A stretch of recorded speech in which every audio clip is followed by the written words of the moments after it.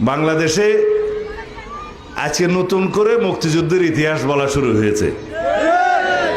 একটি দল বাংলাদেশ জামাত ইসলামী, যারা স্বাধীনতার বিরোধিতা করেছিল এই দেশের, তারা এখন মুক্তিযুদ্ধের ইতিহাস বর্ণনা করা শুরু করেছে।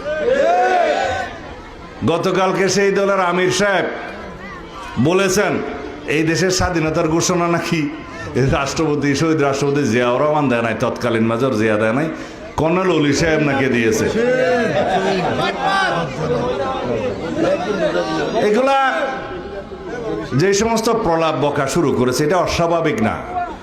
কারণ যারা বাংলাদেশের স্বাধীনতার বিরোধিতা করেছিল, তারা বাংলাদেশের স্বাধীনতার ইতিহাসকে বিকৃতি করবে, এটাই স্বাভাবিক।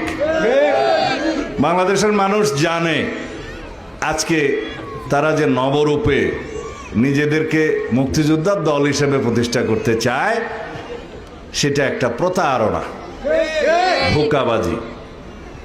এবং তারা বলছে তাদেরও নাকি একজন মুক্তিযোদ্ধা আছে,